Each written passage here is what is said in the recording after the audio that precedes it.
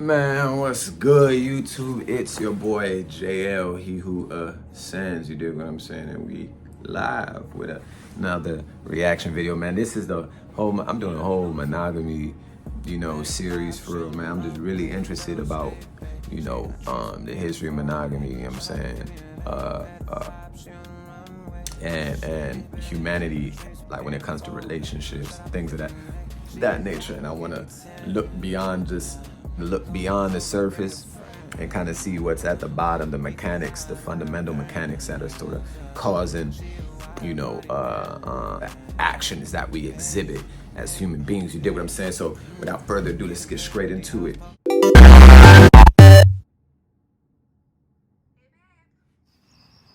Hey babe, sexy Sunday. Ken, it's Sunday. It's scheduled sex day.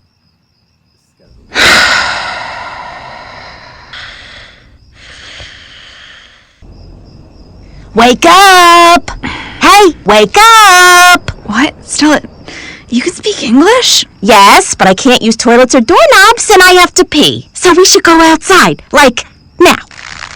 Oh God, I still can't believe you can talk. That's not all I can do. Whoa! What the hell, Stella? Alright, listen. I know you're worried about getting married. Yeah, I love Ken. It's just that being with one person forever seems really hard. I've only had you for 6 months and I'm already thinking about getting another dog. That feels mean. Why does that mean? Just because I have another dog doesn't mean I'm gonna love you any less. Why is monogamy so important? I just don't get it. Let me show you. Alright, female primates used to outwardly display when they were in heat, and every male in the group would try to mate with them. Yeah. Really quick there on that note, the difference between chimpanzees and women is that chimpanzees, when they're in heat, don't care about who they mate with. They'll mate with anybody, any male gorilla. But they will be faithful to a male gorilla that exhibits a lot of dominance, that basically has the power to remove the other lesser, if you will, or weaker chimpanzees. She will be committal or monogamous with that one. So that, that's pretty interesting when you parallel that with how we be moving. But women are different because they're super duper choosy, and heavily because it's like, if a woman is in heat and she just started smashing a whole bunch of dudes, then it's like, if she ends up having a kid, we don't know who the dad is. You feel what I'm saying? And them men ain't finna come together as a group and be like, yeah, we all gonna take shared responsibility and raise this kid. Hell no. You feel me? So women are a lot more choosy, and not just because of that, because also too sexually transmitted diseases and all that type of stuff. For sure. And then the societal judgment or enforcement is a factor too. Let's keep going. Yikes, that is aggressive. Oh yeah, and when the female gives birth and the male is uncertain of their paternity, bad things happen. The baby's hungry. Can you go pick up some hard fruits and seeds? Why don't you ask Stan or Abdul or one of the other guys you hooked up with last fall? You see, dead babies are bad for the species, and eventually apes learn that they do better when the father's around to protect and feed their offspring. More food equals more protein in the baby's diet, and more protein leads to larger brains. And larger brains lead to evolution. So you're saying the invention of monogamy made fathers stick around to raise their offspring, which... Yeah, so this is very, very interesting. It's like monogamy has its advantages because what it did is that it became, and this is actually a pretty indisputable fact here, is that in a nuclear family, kids grow up better. Their development is a lot better. Their cognitive development is way better than a kid who's in a singular like family structure. So as far as brain development goes, evolution, that's the development in that sort of a two-parent household, that it's a lot more advantageous. So evolution standpoint, right?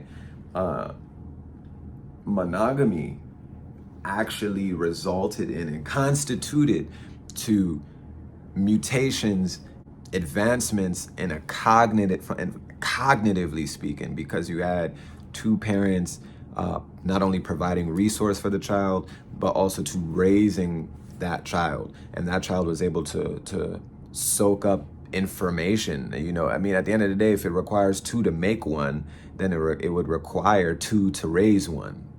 You dig what I'm saying? Helped us humans evolve, That's right. but they still cheated. You can't cheat if there are no rules. Wait, is she flirting with that cute one over in the corner? Oh, yeah. The urge to upgrade has been around for millions of years. Another key point, bruh. I don't want to keep stopping, but urge to upgrade, bruh. We see that in our society already, bruh.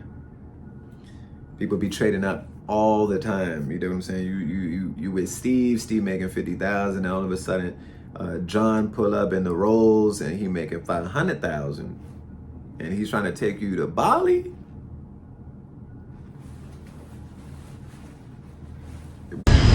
Quick question, where are we? Ancient Mesopotamia. We're in the dawn of agrarian society, farming culture, and private property. Wow, that sounds boring. Let me guess, this is where all the rules started. Yeah, that's right. You see, Tracy, with farms came stability. People didn't always have to hunt and gather their food. They could stay in one place. And nomadic tribes were replaced with larger, more complex communities. Tracy? I had no idea this would be so complicated. Would you mind, like, wrapping it up? Okay, fine. At first, alpha male rulers embraced polygyny because they had all the power and could hoard all the women. But that made all the other men angry and caused unrest and violence, which was bad for business. Ooh, this place is so tacky. Way too much marble. Quiet! We need more troops. Use the poor people. They're all too weak because they're poor, malnourished bastards. Well, how do we make them stronger? Oh, I know this one. Monogamy, just like the apes. Thank you. I've learned. That's right. In ancient Rome, they forced monogamy on the masses in order to have stronger babies in order to win wars. Okay, Stella, listen, I'll give it to you. I understand a lot more about monogamy now than I did 15 minutes ago when I was sleeping, and I appreciate you. Here's what I don't understand. Why do I, a woman of the 21st century, have to follow an antiquated set of rules when everything in my entire universe has changed? We're not living in those times anymore. We don't use guillotines. We have spring break. Why am I only fucking one person? How am I ever gonna do this alone? Oh yeah, this guy. Good girl, Stella. Hell nah. But yeah, man, that last bit is real, bro. Like, you know, you look at early Mesopotamian, you know, you study that, and I'll do some videos on that too. So we'll do a deeper dive on that for sure. But it's like, you know, kings, rulers, people that were at the top of the game, that had all influence, that had access to all agriculture and land, that owned all military. They had authority over the military, so they had the ability to protect and things of that nature. They also too had the finest of everything, material. They had entertainment. You know, they could ensure the survivability of multiple women. And you know, early civilization as well, women weren't working. You dig what I'm saying? They weren't, like, they were doing regular household duties. They weren't going out to war. Obviously, purely from just a like common sense standpoint, men were stronger. You know, they're biologically, their physiology was just structured in such a way where they had the ability to go out to war. You know, so a kingdom's power came from its army, because there was people fighting for resource and expansion, and that came about through war. You know, so as far as like you can, that's really like what I would regard to be like the beginnings of hypergamy. Is women in their mind are like, why would I be devoted singularly in a monogamous sense to you know, I don't know, Bastian, for example, when Bastian don't got no money, he out here in the fields tending to the sheep, he can't do nothing for me. You feel what I'm saying? And especially if she was a woman who had beauty, that was her commodity. So she commodified her beauty and appealed it to the king. And the major thing was also to the reason why these kings had multiple wives was because they wanted to produce sons. You feel what I'm saying? So more women increases the probability that I'm gonna have a son. And then the one that learns the best, the one that seems to be that shows the greatest level of competency in his ability to learn all of the happenings as it pertains to how to run a kingdom, that was the one. Well, usually it was with the firstborn, but the one that displayed the level of competency and dominance was the one that was usually in line to inherit that kingdom. You dig what I'm saying? And these are like ancestral, but they've become instinctual. These things have been passed down and have made their way even into modern times now. You dig what I'm saying? So these are instinctual ways of relational dealings with one another that still reside even today, which is why, what we've seen this morph into nowadays is the whole high value man's, situation, conversation where the guy at the top has access to all the women. Now, if you look at a general distribution of like rating between men and women, especially on dating apps, there's dating apps that have done studies on this. They collect data on how people choose. And us guys, on a general distribution, we rate women like pretty evenly. So like either 50% of women are either fine, they're fine as hell, and then the other 50 they ugly. You know what I'm saying? Or they below average. Now, if you look at the normal distribution on a dating app for women, however, 85% of men are below average. So that's why do you think you got so many women? Like 8.5 out of 10 women would say a dude is trash. If you line 10 dudes up and you had a girl like select how many of them she would find attractive, and then how many, it would be like 2. And then if you were to ask her how many of those dudes she would sleep with, it'd be like 1.5 or half out of that 10. You dig what I'm saying? So roughly 10 to 15%. You feel what I'm saying? So women are way more choosy. Their metrics for attractiveness and all of that are super duper nuanced. So with that being said, man, it's just like if women have already disqualified, because this is what you gotta understand, like from a Darwinian standpoint, nature is that which selects. You dig what I'm saying? So because women reproduce, of course they can't do it without a man, but they're the ones that have to bear the brunt of that reproductional process.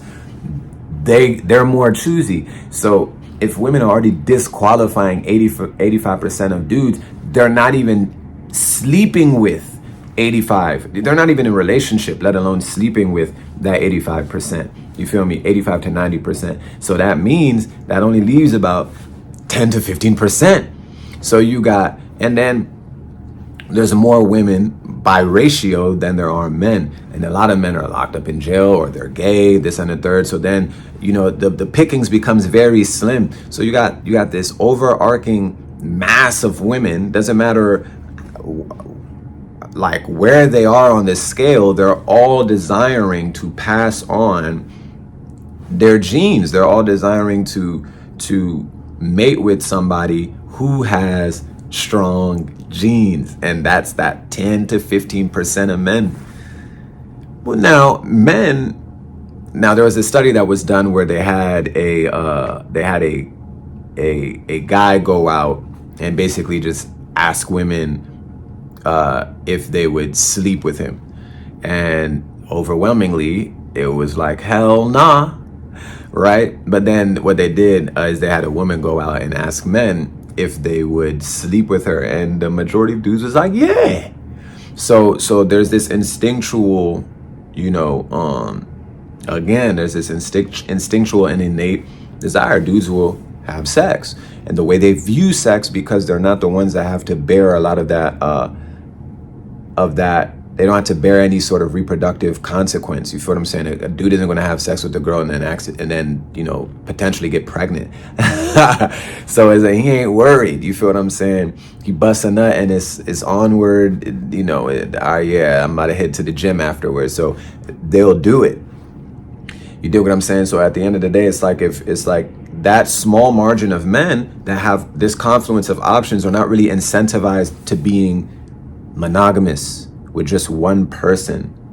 You feel what I'm saying? So it's like, these are things that just end up resulting in why our society is increasingly promiscuous. I mean, if men want the top of the top, and the top of the top has all of the options, there's literally no incentive for them to be monogamous, because they can replace you with another good-looking girl that's probably just as, if not more, eager and willing to do more than you. You know what I mean? Look at Kanye, for example. Look how quickly this dude got remarried. It's like the girl didn't, like, you would think that a girl would be like, damn, you was just married, you didn't, but it's Kanye West. You dig? So yeah, I'm gonna leave that there, man. But you know, we're gonna be doing more videos like this, bruh. You know, get an education on this. Peace, love, and purpose. We don't do happiness around here. You know what I'm saying? Happiness is fleeting. Till next time, stay sturdy.